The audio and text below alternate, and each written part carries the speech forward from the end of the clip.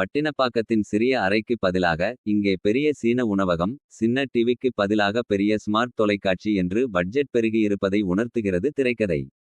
ஆனால் முதல் பாகத்துக்கு 6 வருடங்களுக்கு முன்னர் தொடங்கும் இந்த கதையில் டெர்பியின் பிரியா பவானி சங்கர் காதல் கணவரும் அவரின் நண்பர்களும் தற்கொலை செய்து கொள்கிறார்கள்.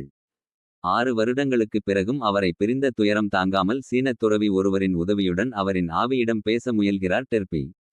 இந்த முயற்சி டெர்பியை முதல் பாகத்தின் நாயகன் சீனிவாசனின் அருள்நிதி கதையோடு இணைத்துவிட, இறந்துவிட்ட அவரை உயிருடன் மீட்பதற்கான வாய்ப்பு ஒன்று உருவாகிறது.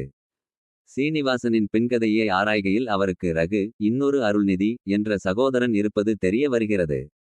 டெர்பி ரகு கூட்டணி சீனத் துறவி மற்றும் நண்பர்கள் உதவியுடன் சீனிவாசனை மீட்டதா, அவர்களை துரத்தும் ஆபத்து நிஜத்தில் என்ன என்பதற்கெல்லாம் நீட்டி முழக்கி விடைகள் சொல்கிறது படம். காதல் கணவரை இழந்த துயரம், அமானுஷ்யங்களில் மாட்டிக்கொள்ளும் இடங்களில் பதற்றம், புதிர்களை புரிந்து கொள்ளும் சாமர்த்தியம் என பிரியா பவானி சங்கர் தனக்கு கொடுக்கப்பட்ட அதிகமான திரை நேரத்தை சிறப்பாக பயன்படுத்தியிருக்கிறார். சுயநலம் கொண்ட மனிதன், ஆனால் கெட்டவன் கிடையாது, பணத்தின் மீது ஆசை, உயிர் பயம் என நெகட்டிவ் நிழல் படிந்த ரகு பாத்திரத்தை சிறப்பாக கையாண்டிருக்கிறார் அருள்நிதி. இரட்டை வேடம் என்றாலும் மற்றொரு பாத்திரத்துக்கு பெரிதாக வேலையில்லை.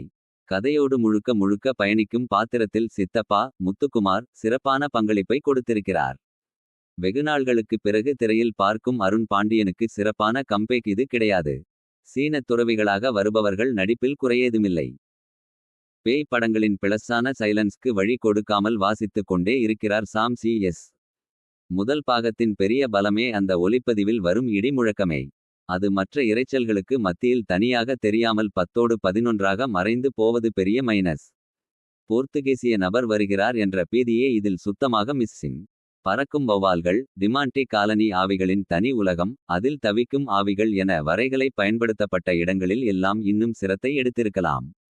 அது படத்தின் நம்பகத்தன்மையை சுத்தமாக காலி செய்திருக்கிறது.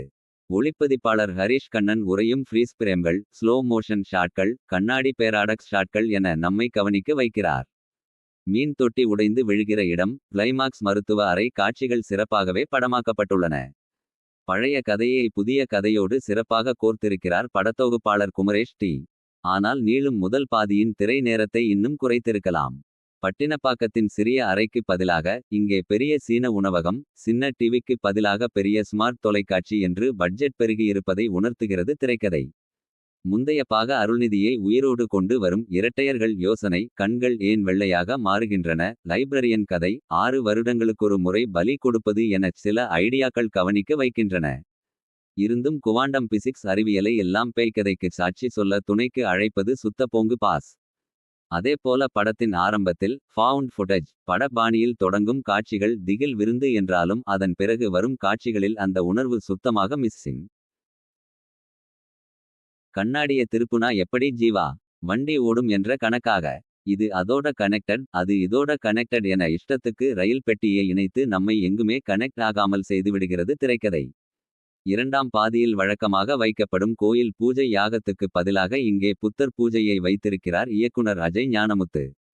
மற்றபடி இதில் புதிதாக எதுவுமில்லை என்பதுதான் சிக்கலே. கிளைமாக்ஸும் திகில் கிளப்பி பெரிய சஸ்பென்ஸ் உணர்வினை கொடுக்காமல் அடுத்த பாகத்துக்கான லீடோடு சம்பிரதாய முடிவாக திருப்திப்பட்டு கொள்கிறது.